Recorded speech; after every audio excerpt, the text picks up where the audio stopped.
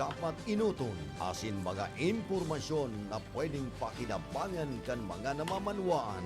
Bareta, aksyon, asin informasyon. Ngunyan sa Indo ng madadango kada Lunes hasta Biyernes, alas 5 hasta alas 6 ng pagkahapon. Digdi sana sa Indong pinagkakatiwalaan na istasyon, Radyo Ronda, DZKI, Iriga. Kaiba ang sa Indong lingkod, Elma de Lima Gaspe.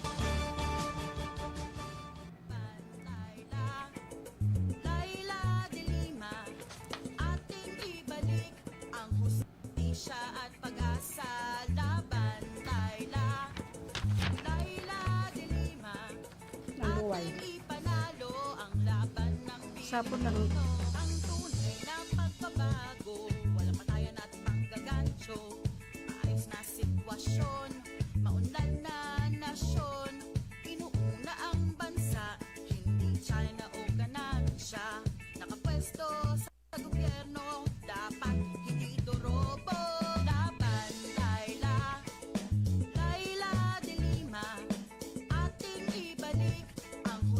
At pag-asa laban, Laila de Lima. Ating ibalik ang hustisya at pag-asa laban, Laila de Lima. Ating ipanalo ang laban ng Pilipino. Kung nais natin ang liwanag ng bukas, tayo na't lumaban, ibalik ang hustisya. Nais natin sumulong ang bansa, tumindig, kumilos, lumahok at magpasya. Laban, Laila de Lima. Ating ibalik ang hustisya at pag-asa. Laban, Laila de Lima. Ating ipanalo ang laban ng Pilipino. Laban, Laila de Lima. Ating ibalik ang hustisya at pag-asa. Laban, Laila de Lima.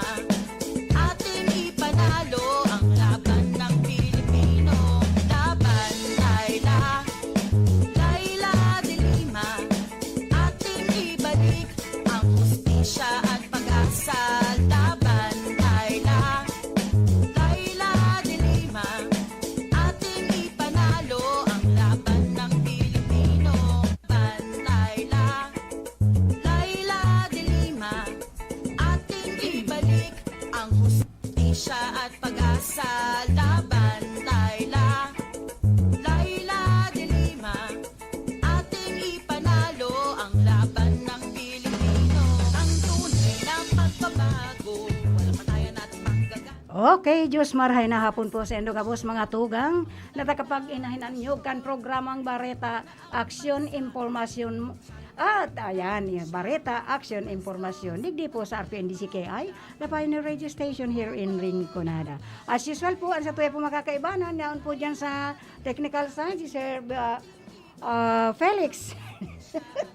Si Sir Felix, ayan, gwapong-gwapo sindangon yan. At sa informasyon man po, dyan si Rodel Cesar. At yaon man po duman sa transmitter si Jameson Oco and ang sa iyang tagapagguardia de la Guardia, si Tony Saison. Ayan si Felix, ining ano talaga. At syempre, yaon pa lang sa tuya magayon-gayon na apa, at pero mas magayon siguro ko sa iya. Marengani, lamang siya ning duwang parigos at saka medyo halangkaw siya. Yun ang dae, bayo sa ko. Pero andyan pa po siya. And of course, ako po ang sa inyong kaibanan every Monday up to Friday, alas 5 hasta alas 6 nin pagkabanggi. Ayan po, yaon na naman po kita ngunyan. Kaya madyan na po kamo, ibanan po nindo ako yung mga gustong mag-criticize.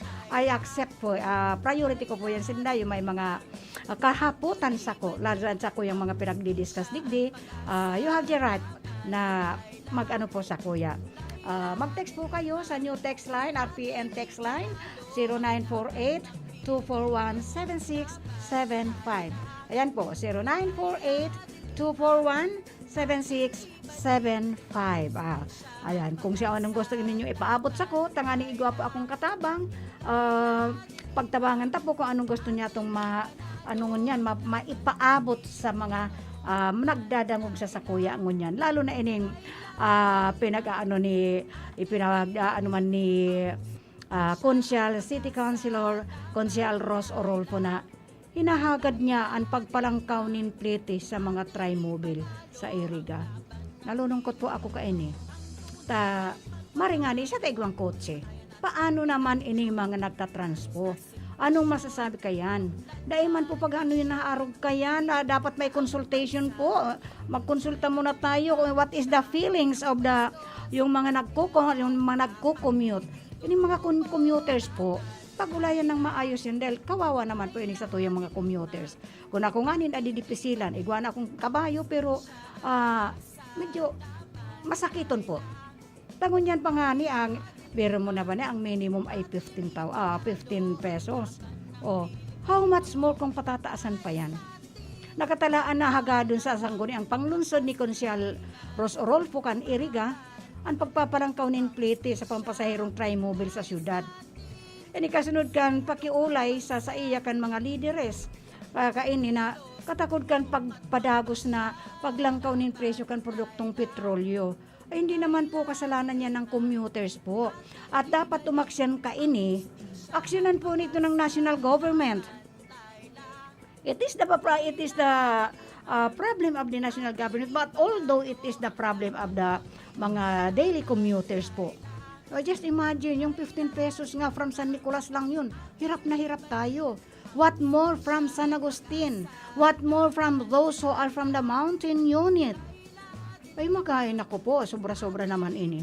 Hindi man tapo kita kayan. Sigun kaya sa pasapahayakan kun siya, hagadon niya na maibwelta. So dating taripa durante kan kaitong pag-lockdown. Just imagine, sudad sa lockdown, huli sa ECQ kung sain 20 pesos po ang minimum. Oh no, hindi 20 pesos po yung minimum noon. Ay sa bagay po, I just don't know in other barangays going to sentro. No. Yung nga ni, ang mga drivers po, kawawa itong mga drivers natin.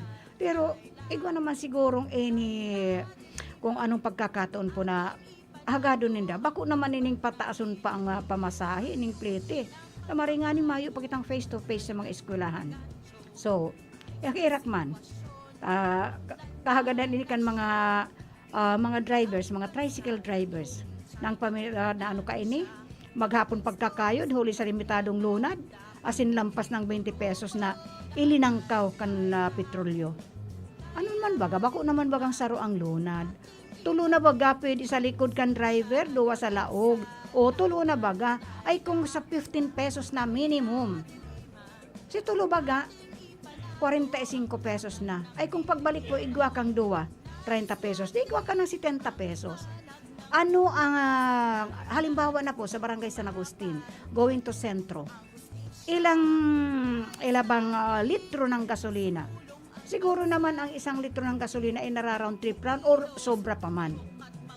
Dahil man kita kayanta, hirak man kayo mga commuter. Ini mga commuter madidipisilan talaga. Biro mo yan, ibabalik sa 20 at tapos ibabalik pag binalik yan sa 20 ng minimum. Anong labas na naman ng San Agustin? 40 pesos. 40 pesos ang saro. Kaya kung mamamalingke ka, kaya naman nagkalat na, mabuti na lang kadakol-dakol na kayo ni mga talipapa.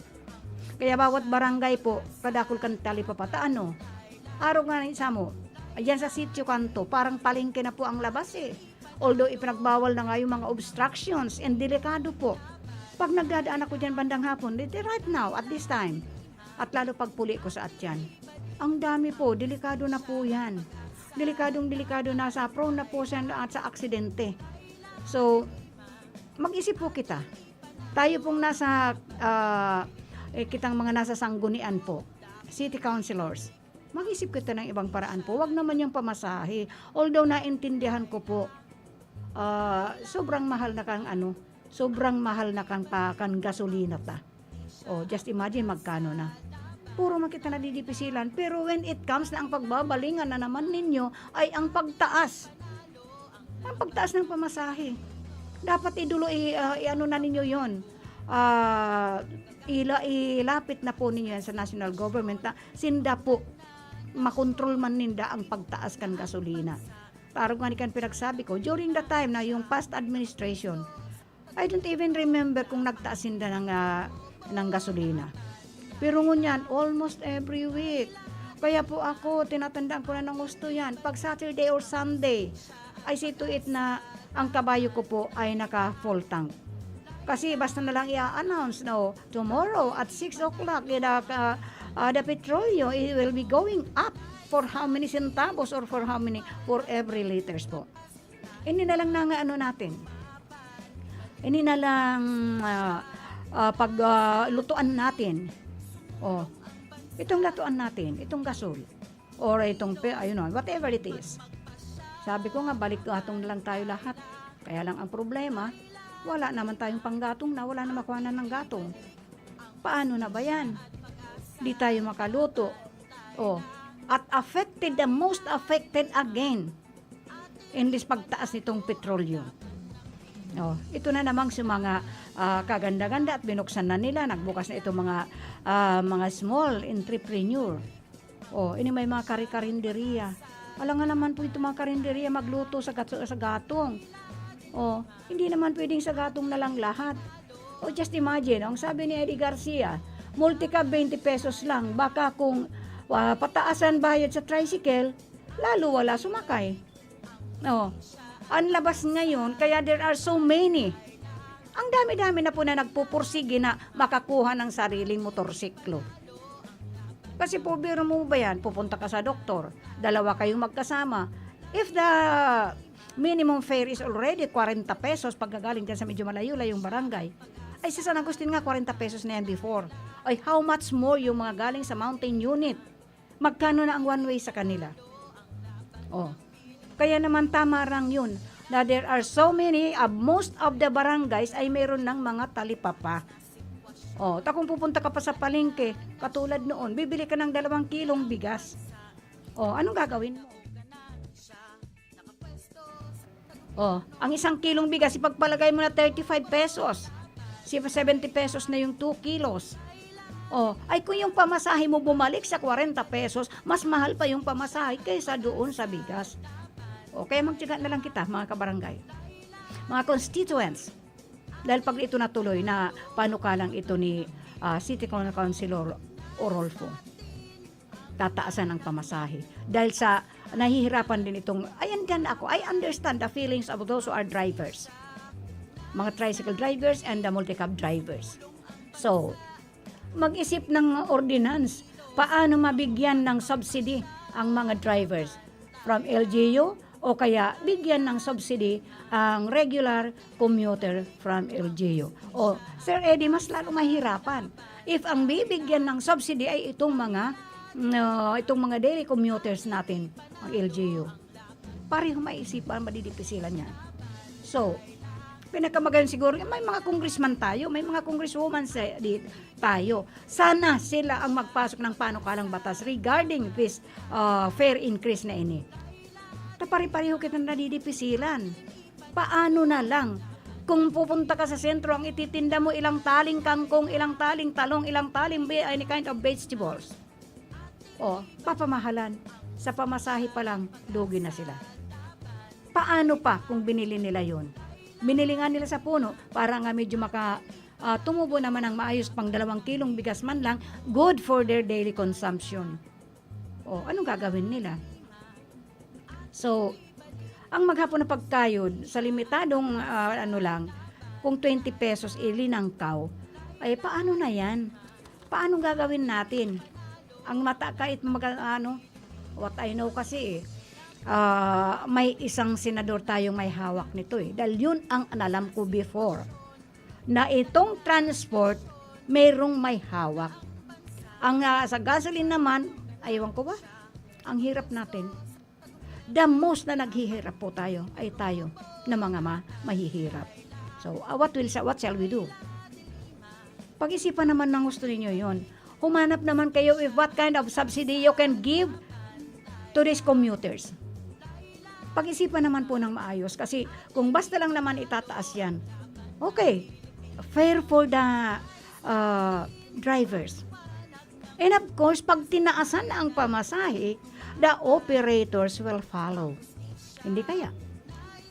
Natural ang katuwiran. Tumaas ang pamasahe, magtaas din kayo ng boundary. It is all affected. Kaya ngayon ang iniingat-ingatan nito. Before, the first term ni Senator Lacson, lagi kong naririnig yan, na pinipigilan niya na ang gasolina ay tumaas. Kasi once na ang gasolina ay tumaas, once na ang natural, tataas yung pamasahe. Ang pamplitin natin, mataas yan. Pag tumaas ang gasoline, the petroleum, of course, with fare will follow to rise. Ayan po. Tataas po yan. And once na tumaas ang ating gasoline, tumaas ang pamasahe, it is all affected. The prime commodities is the one so much affected. And ang sino ang pinaka-affected doon? Is that the rich one? Or tayong mga nasa laylayan? Ito dapat ang pinag-uusapan ng Mausto. Ito ang dapat tutukan ng ating administrator. Itong ating presenting mga namamahala. Hindi yung puro na kaya kita you are neglected your obligations. But you are elected. You are, ayaw ko ba? Minsan ayaw ko na ganyan. Pero ang hirap, sabihin nila, ikaw, anong ginagawa mo? I am also one of the commuters. So everybody, kahit na nga may motorsiklo ka, kahit na nga may sasakyan ka, we are all affected of this. Walang sawang pagtaas ng ating petrolyo. This is the problem of the national government. This is the problem of sino bang naka-assign dito sa sa energy. Anong ginagawa nila? The most affected is tayong mga nasa laylayan. Kaya sana yan naman ang aasikasuhin ng ating mga namumuno. Magaling lang sila paghihingi ng boto. Lahat. Everything is promises. All promises. Kaya tama si Sir Eddie Garcia. Mag-isip ng ordinance paano mabigyan ng subsidy ang mga drivers from LGU o kaya bigyan ng subsidy ang regular commuter. Paano nga? Sa dami ng ng mga daily commuter. Kaya dapat talaga mag-isip-isip tayo. Yun ang sinasabi ko. Yun ang sinasabi ko before na itong darating na eleksyon, pag-isipan natin ng gusto. So, what can we do? Isa pa dito. Mabuti nga itong peace and order natin. I just hope na itong tandem na itong Ninja Corps, EGK, tutuldukan ditong ibang tandem na presidentiables, mga presidentiables. I just don't know kung matutuldukan nila yan.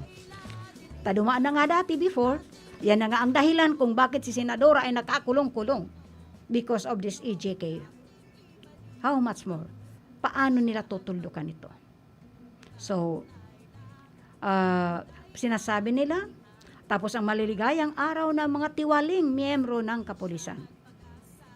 Ang narinig ko po, dahil ako talagang sayang nga nawala na yung rabas kung kailan ako natutong rumabas. Ang naririnig ko po dito sa mga those who are nasa under sacrifice, everything is sacrifice. Paano? Itong mga kapulisan natin, sabi ko nga before, nung kasagsagan na kaso ni Senator Laila de Lima, nung kasagsagang nililitis siya, sabi ko through my own observation, as if na our servicemen, di ko naman nila lahat, pero mostly, lalo nung sinabi, pinapalamon ko ng pera ang mga general na yan. I am expecting na may magre-react sa kanila. We have so many generals in our AFP. There are so many generals.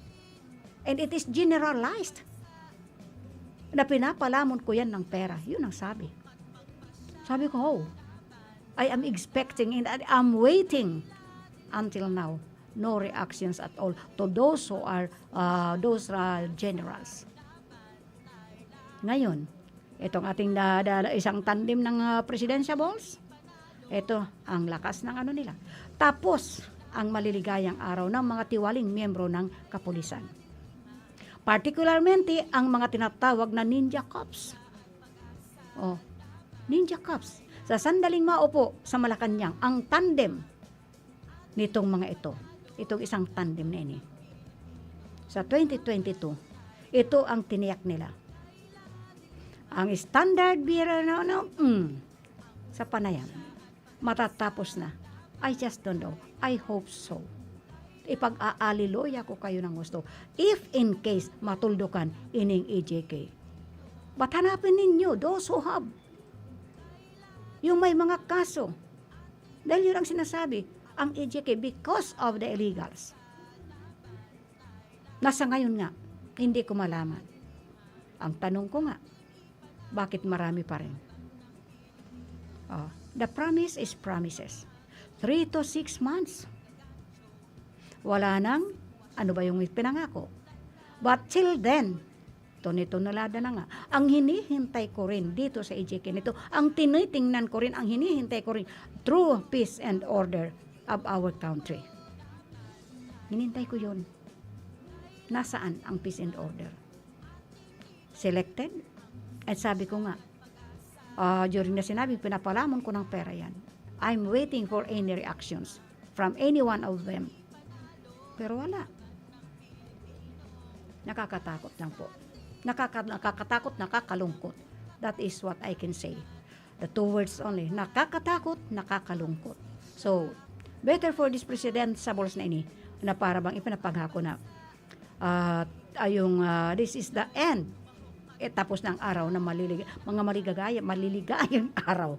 Kasi noon minsan I always say na para bang sa pakiramdam ko, ining mga ining ating servicemen is only serving one person. Nakakalungkot po. Sa dami ng Pilipinos, na kulang-kulang nga ining sa tuyang mga kapulisan with the help of the AFP. Bakit ganun? Nasaan ang peace and order natin ngayon? Sana nga, pati itong kaligtasan nitong mga journalist. Sana nga. Hindi yung, wag nilang sabihin ngayon pa lang ayusin na nila yan. Dahil mahirap yung pangako na napapako. Di ba? Sir Felix. Di ba? Okay. But, maghanap buhay nga muna tayo. Hanap buhay muna tayo. Okay na ba? Okay? Hanap buhay muna tayo. Lolo, Lola, isang taon na tayo. Lolo, Lola, isang taon na tayong nahiwalay dahil sa quarantine. Miss na po namin kayo. At inyong masasarap na luto at pag-aalaga. May bakuna na raw po sa COVID-19. Kunin niyo po ha. Kapag nabakunahan na ang lahat, makakapiling na muli namin kayo. Ingat po. Kung ikaw ay edad 60 pataas o may iba pang karamdaman, magparehistro na para sa Res Bakuna kontra COVID-19. Res Bakuna, kasangganang bida at ni Lolo't Lola. Pare, doon tayo magmabukay malapit sa Tore. Sige, mukhang okay nga doon. Hep, hep! Alam nyo ba na mapanganib ang gagawin nyo? Paano naging mapanganib? Sino ka ba?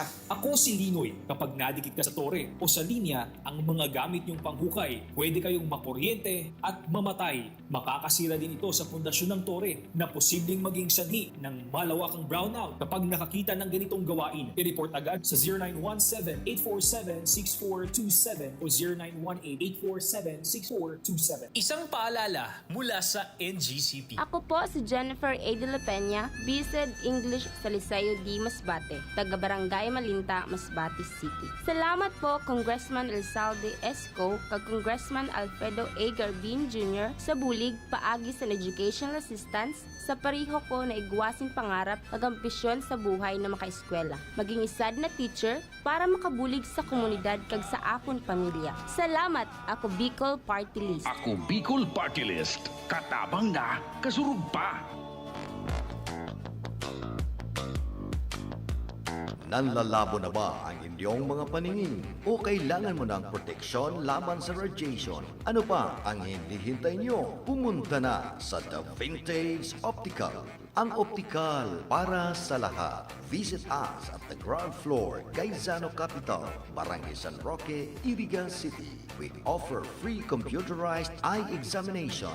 Free frame. Lente lang ang babayaran. Starts at 999 complete eyeglasses with anti-radiation lens. The Vintage Optical, the widest selection of optical signature frames and sunglasses. The Vintage Optical, ang optical para sa lahat.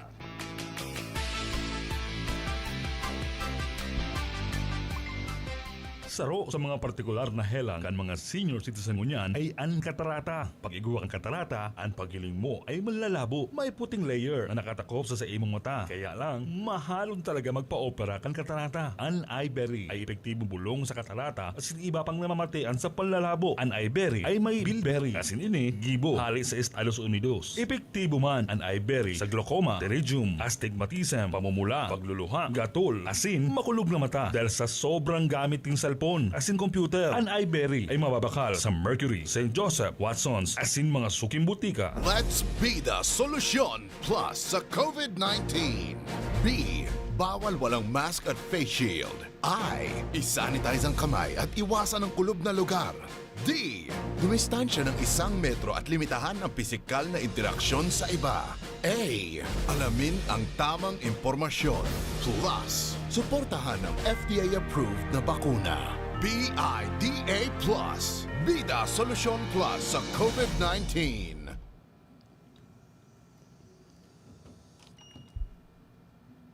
Laila de Lima, ating ibalik ang hustisya at pag-asa laban, Laila. Laila de Lima, ating ipanalo ang laban ng Pilipino.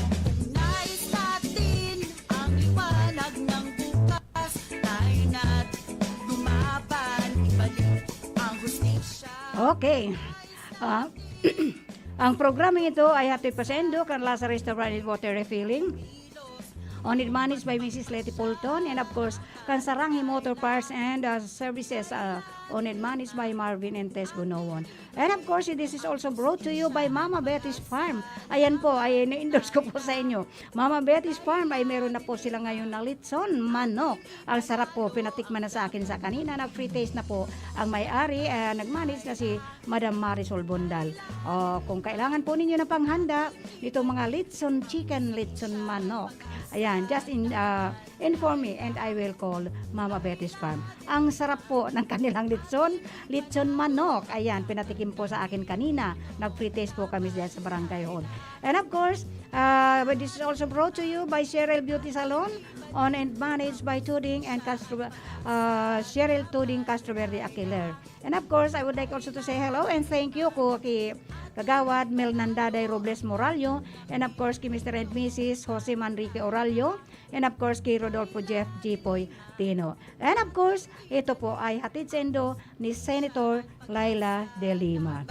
Laila, Laila de Lima, ating ipanalo ang laban ng Pilipinas. Kaya nga ining binabanggit na ini kaining dahil isang tandem na ini, presidential tandem na ini na I just hope na tapos na ang maliligayang araw ng mga tiwaling miyembro ng kapulisan. Hindi lang naman po kapulisan.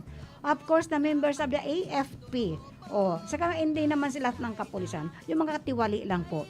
Kasi mayroon pa naman tayong mga matitino na mga kapulisan. At pag-asa.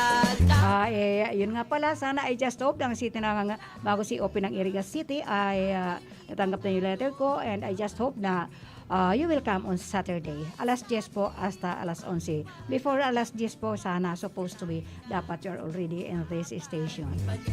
Ang hustisya. So, siguro ining pagtatapos na ini kining AGK na sinasabi ka ining presidential tandem na ini ay matutupad po ito if in case na ang sinasabi nga ni Senator Laila de Lima, ang pagboto niya to, we have to vote those who are de kalidad. Bumoto tayo para sa mga kandidato de kalidad na may de kalidad po ang sa indang edukasyon. And of course, bumoto tayo para sa tiyak na may natrabaho. Iboboto natin yung talagang magtatrabaho. Dahil dito nga lang, I observe na meron po tayo dito ng mga elected officials na ang ano po nila, komitiba de silensyo. Nakita ko po yun. Ako mismo. Nasabi ko yun dahil I attended. Nag-attend po ako sa kanilang sesyon. Doon ko sabi ko, nagtanong ako, ganun ba kayo pag nagsesyon? Ay sabi sa akin ng isang nasa media, wag ka na maingay, ganyan talaga. Oh no, they are elected to work. Kaya isang ganito, bumoto tayo para sa tiyak na magtatrabaho. Ang iboboto natin, yung tiyak na may malasakit, may gagawin at may tatrabahuhin. Dahil ano ba yan?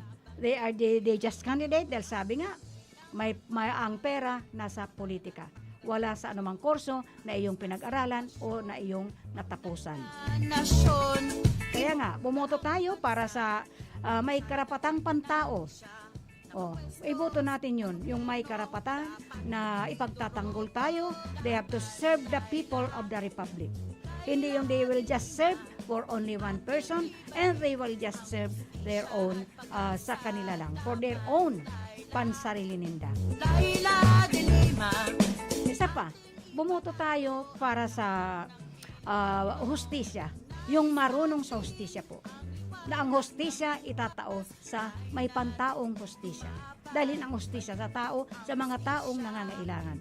Hindi lang for only one person. That is, I always repeat, in voting these candidates, tingnan po natin ang gusto.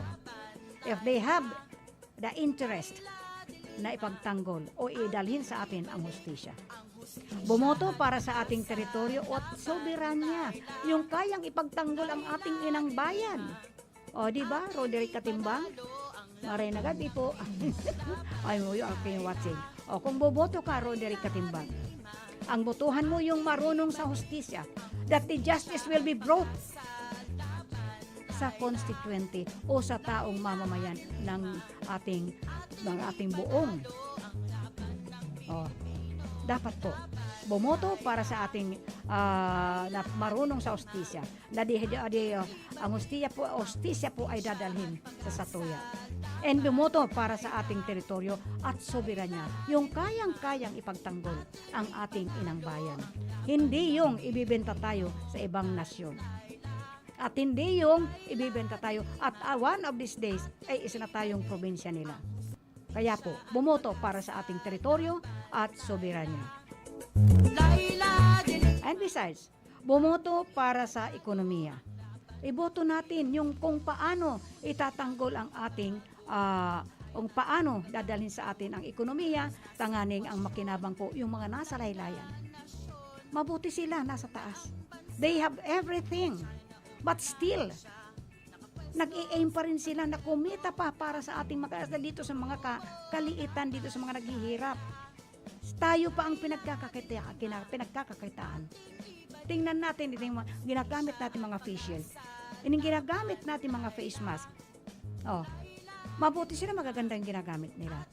Tayong mga maliliit, tayong nasa laylayan is they always suffered the consequence. For in fact, kung wala tayo, wala sila. So, iboto natin ang tama. Iboto yung bumoto para wakasan na. Nung wawakasan na ang trolls and those mga fake news. Dahil itong administrasyon na to wala nang ginawa kundi yung fake news. Ano ba yan? Ano bang magagawa nila? And bumoto para sa epektibong pagtugon sa pandemya. Hindi yung pagtugon para sa pandemya sa bulsa nila. Ayan. Pagtugon sa pandemya. Bumoto para sa kinabukasan natin lahat. Ayan, bumoto tayo para sa kabutihan nating lahat. So, andyan po. Ang programa ng ito ay dara po sa inyo ni Senator Laila de Lima. Nagtanong po, may ano nga tayo dito? if in case, laging ako, I believe on this kikakamping Leni Robredo. Ang sabi niya, presidential aspirant Leni Robredo, sinabi niya that if she wins in the 2022 elections, she will give the vice president a big role in the government. Ayan po. Thank you, kakamping. Sinisigurado na niya. Because what happened to her, she is the next in line to the top position. Second in line. At hindi siya binigyan ng pagkakataon na magampanan niya. Pero although nga hindi siya pinagkatiwalaan, she did her best. He did her best to serve. Ipakita niya sa taong bayan. So, pasalamat tayo na inisatuyang kababayan. Si Leni Robredo tells local media in Surat, aside from addressing COVID-19, her main platform of the government includes focusing on climate resilience as the Bicol region is prone to calamities. Yun po. Mabuti nga ngayon, itong taon na to, hindi pa tayo dinadalaw na itong kalamidad, ining bagyo. We are so very prone. Our Bicol region is too much prone to calamities. So, salamat. The government includes focusing on climate resilience. Pag-anuhan po natin ng gusto yun. Tanganing pag-isipan natin because when it comes to those mga calamities, ayan, ang problema po, ang ekonomiya nasasakripisyo. So, laban talaga. Laban, Laila. Hello to my love from Nigeria, James Wally Osas, and of course to my friend in India, Manu Anil. Hello also to Engineer Stephen Edith Andalis of EAEC. And of course to my family, Maraming salamat po sa pag-assist niyo sa akin. Si Architect Saludo and family, and of course Congresswoman Josal Fortuno, and of course kay Ate Marie Quadrante, and of course to all my family, to my children, ayan, at sa aking mga manumanugang, kaya to my only son, Dr. Ariel de Lima Gaspe and family, kay Mary Ann de Lima Gaspe and Celine and family, kay Elizabeth de Lima Gaspe de la Serna and family, and of course kay Isabel Joel Mena Gaspe, who is also watching, and of course kay Lorenzo Jones Gaspe of Toronto, Canada. Thank you very much po for supporting me. And of course, ayan po. Ining mga inita, paano tati pag-uusapan ini? Na talaga pong nahihirapan na tayo. Again, inuulit ko po. Ano ba masasabi mo, Kagawad Roderick Katimbang, na ining may panukala si City Kagawad Orolfo na tataasan ang pamasahe nitong tricycle. Hirap na nga tayo dun sa 20 minimum. And then, ibabalik sa dati. In fairness for the needs of the drivers, lahat po tayo. Sana nga, tama nga sinabi ni Eddie Garcia na, humanap sila ng subsidy. If what kind of subsidy, yun po ang hanapin ninyo. Hindi yung basta-basta kayo magtataas ng pamasahe without any consultation pa nga. Pero I just don't know. Kasi iningang LPG natin, sobrang taas na po. Sa LPG pa lang, maghihirap tayo ng gusto. Ayan, maghihirap tayo ng gusto na. Napakahirap na.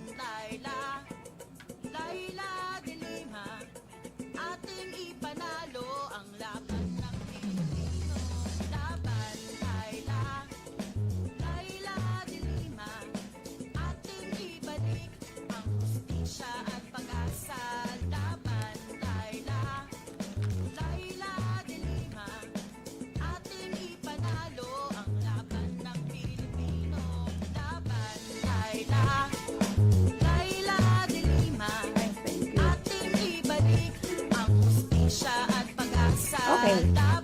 Meron ditong dispatch from Krami, number 1166, Senator Laila M. De Lima, statement on the endorsement by one Sambayan to November 2, 2021. Dapat supposed to be binaanak ko na ito kahapon, na i-explain ko na. Pero, isang malaking karangalan O ini ang sinasabi, isang malaking karangalan ang mapabalitang sa hanay ng mga kandidatong pinagkakatiwalaan ng sambayan. Isang malaking karangalan yun. Yun ang sinasabi ng sa ating our very own Senator Laila de Lima. Laban, Laila de Lima, ating ibalik ang hustisya at pag-asa. Laban, Laila de Lima, ating ipanalo ang laban ng Pilipino. Okay, sabi ni Kagawad Roderick de Lima, what do you, Kagawad Roderick Katimbang, what do you mean by that? That's very good suggestion. Alin ba doon yung suggestion na the government must look for any subsidy to the drivers and to the constituents, the riding constituents, yung mga nagko-commute. That hindi lang naman kasi once na ang tricycle ay magtaas, mas mataas nga po ang sa tricycle kaysa kaya kami diyan sa San Agustin, marami po mga commuters po ang naghihintay na lang doon sa multicab. Dahil ang multicab po mas mababa. Pero if in case na ang tricycle ay magtaas ng pamasahe, ayan, tuloy-tuloy na yan po. Maghihintay na lang yung diyan sa mga dadaanan, San Agustin, San Isidro, San Nicolas, just wait for the multicab. Pero hindi naman siguro. Kaya yun nga, ang tama doon, the government must look for any subsidy for the drivers and the commuting public. Now, isang malaking karangalan ang sinasabi ni Senator de Lima na mapabilang sa hanay ng mga Okay, hello also to Arlene Bernales who is watching right now. Good evening and thank you for watching.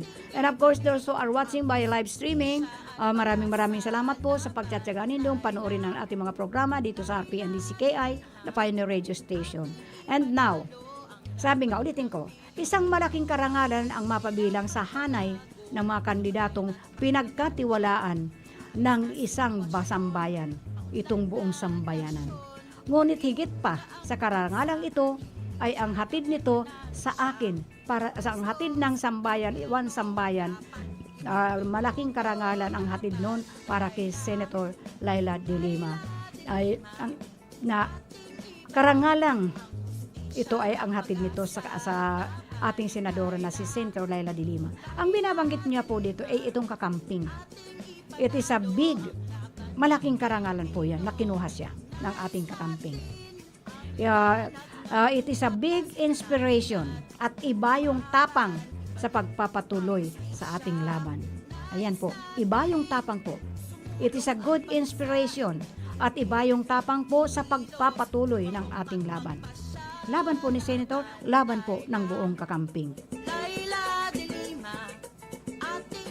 Ngayon, binigkis nitong kakamping ang iisang tindig, ang isang tayo, tumayo po upang gapiin po ang pananatili ng rehimeng.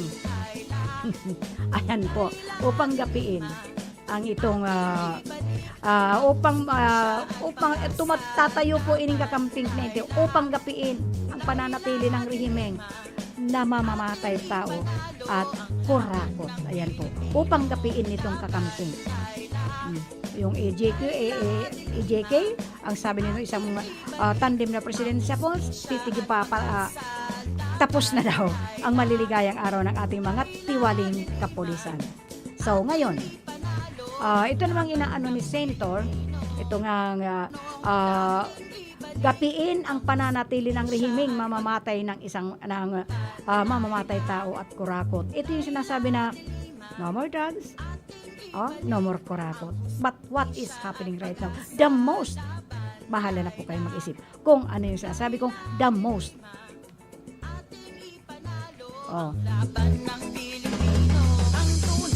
Posin ko lang po yun.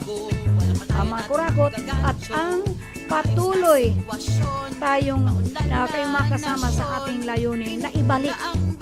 Samahan po natin ang kakamping, lalong-lalo na po si Senator Laila de Lima na maibalik ang hustisya at pag-asa sa ating bayan. Yun po ang pagsikapan natin ngayon.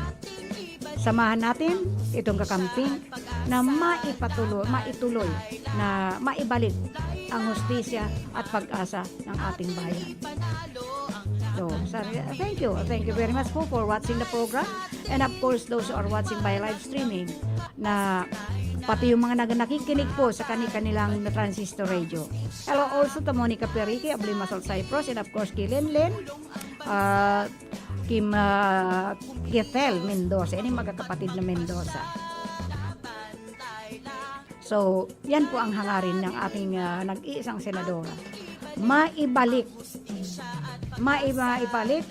ang hustisya sa ating bayan. Kasi wala na tayo, even me, in my own observation, sa aking naranasan po, wala na tayong hustisya. The justice is nothing. So, yun ang layunin ng ating senadora, na maibalik ang hustisya sa mundo. Ating ipanalo ang laban ng Pilipino. Laban, Laila de Lima. Ating ibalik ang hustisya at pag-asa. Laban, Laila. Okay, basahin ko ining nag-text in the last 4 digits, it is 725. Pasakit na naman po ito, rogang sa pasahe. Ayan po, makinig po kayo, mga kinauukulan. Pasakit na naman po itong rogang sa pamasahe. Puro na sa nalangkaw. Ayan, puro na sa nalangkaw. Sweldo na sana di naglalangkaw. Ayan, sweldo ang di naglalangkaw. Mali po kayo. Tayo po ang hindi lumalangkaw. Itong tayo mga nanunano ang hindi tumatangkad. Oh. Arog po na minimum wage sa nasweldo. Sobra na po kadipisil. Yes po, I understand po. Namamatian ko po yan. Oh, dito sa mga may minimum. But in the province, how much is the minimum wage? Oh, how much is the minimum wage? Ngayon ito, pagtataas na naman ang ating pamasahe. Oh. Hello to Gaspi Saulo is watching from USA. Thank you for watching by live streaming. Saulo Gaspi, and of course kay Arlene Bernales. Maray na gabi po kagawad. Okay, maray na gabi man po. Ulitin ko po ini. Pasakit na naman po ito, rogang sa pasahe. Puro na sa nalangkaw. Ang sweldo dapat langkawan man. Na sana ang sweldo na lang ang di naglalangkaw. Araw po na minimum wage. Sana sweldo, minimum wage na sweldo. And yes, for those who are under minimum wage, mahirap po. Lahat po tayo nahihirapan. Sobra na po kadipisil sa pagbuhay ng mga ordinaryong tao. Yes po, I understand the situation po. Ramdam ko po ang hinaing ninyo. Maringani ka mo tamaski paano, maringani ka mo dahil although minimum wage, kahit pa paano mayroon. Mangutang man pa utangin kayo dahil alam nila may sweldo kayong inaasahan. For in fact, minsan, ang sweldo nga ninyo, ang sweldo ng mga minimum wage, ay bago mahawakan yung sweldo, bibilangin na lang. Bibilangin na lang, nakaatado na yun. Ay, ito doon sa utang sa ganito, ito doon sa utang sa ganito, ito doon sa loan ko. Almost wala na, minsan wala nang natitira. So, ito. Pag ito in-approve na naman, itong another fair hike, ano gagawin natin? Kawawa ang pinakakawawa. Marengani ka mo tamay sweldo. Ang inaasikaso lang, siguro takot dito sa kasi ang laging inaalagaan lang niya ay itong ating AFP. The servicemen and the policemen. Yung pinangako nga sa teachers, ayan, dapat ang mga teachers ngayon magising. Pinangakuan din kayo. Pero nasaan? Ang sabi nga nung tiyahin ko, where? I just don't know if itong namin nitong SSS pension, sana anda dyan na yung inaprubahan na 1,000. Pero I'm very much sure, wala pa yun ngayong November. Sana nga. So that mag-enjoy naman kami mga senior citizen for at least even it is only 1,000. Malaking bagay pa po yun. Lalo na po yung may mga maintenance. Sa maintenance po kulang pa yun. How about yung ba dapat ma-enjoy man nila mag-coffee or kumain ng gusto nilang kainin o bumili ng prutas na kailangan nila dahil sila ay mga elderly na. They need most nutritious foods. Sana matuloy na. At yung mga naghihirap na, yung mga elderly natin na walang pension, walang SS, walang DGSIS, sana po, mabigyan sila lahat nung i-priority sana nila. Nung sa social pension. Ako nga ni, ang tagal ko na rin naghahangad ng social pension. Pero mayaman daw ako. Diyan sila nagkakamali. Ito nga ning itong akyat tahanan ba yun? Ining 4-piece na ini-enjoy nitong mga beneficiaries na si Senator Laila ang pinaka-principal sponsors ng 4-piece na yan. Sana nga, mapaayos natin yun. I just don't know kung ining si Sir Felix ay may 4-piece man. Siguro, I just don't know kung ano bang 4-piece sa'yo, Sir Felix. Ano ang 4-piece? 4 na P. Ano ba yun? Pogi raw siya? Pogi? Pogi? At pogi. Ayan, super pogi pala. Ining si Sir Felix Lagrimas. Oh. Pero itong 4-piece na to, puro pa pautang. Okay, luway-luway na po kitang magpapaaram dahil oras na naman, kinatok na tayo ng ating technical. Ayan po. Ang sa tuya pong nakaibanan sa technical side, andyan po si Sir Felix Lagrimas, andyan naman po sa information si Sir Rodel Cesar, and of course, yaon man po duman sa transmitter si Sir James Jimson Toriano Oco, and of course, ang sa iyang PSG, si Tony Saison.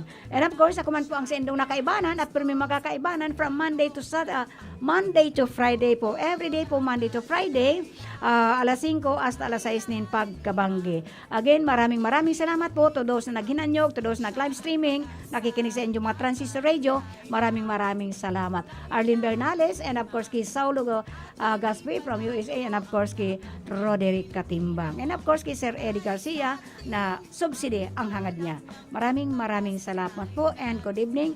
May God bless us always. Stay safe always.